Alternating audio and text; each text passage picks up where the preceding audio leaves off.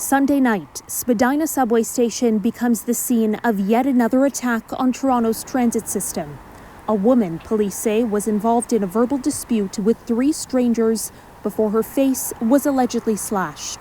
This surveillance image captures one of the suspects wielding a 6-inch knife with a jagged edge.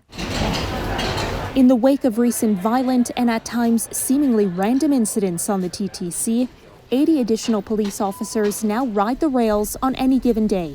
Toronto police tell CityNews in a statement, officers are dispatched to areas with the highest demand based on their own intelligence, including volume of calls received, where they're coming from, and when.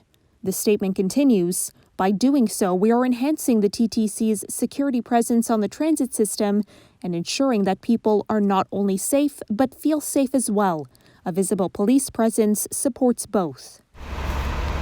But the number of attacks involving people who don't know their assailants has shaken some riders and some staff's sense of security.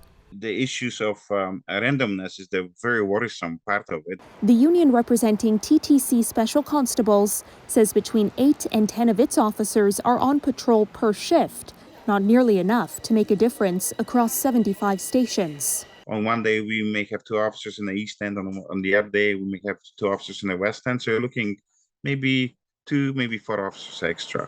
If you were to look at the ratio of officers per users, we are probably one of the lowest in North America.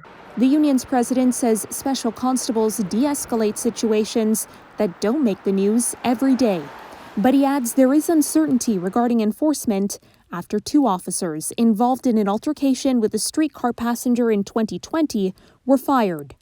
Since then, the TTC's directives to its special constables have changed multiple times. The transit agency did not make itself available for an interview today, but a statement says in part, the safety of customers and employees is paramount, and it remains committed to working with the city and unions on ways we can all make the TTC as safe as possible. That led to a very chilling effect on how the work is being performed on the front lines. So even though we have 85 officers right now, divided between 4 shifts, we can do much more than we are doing right now. QP Local 5089 was scheduled to meet with the TTC, Toronto Police, and the city this Friday to discuss safety on the system. The latest talks, which were supposed to include the mayor, are now up in the air. Caryn Ceolin, CityNews.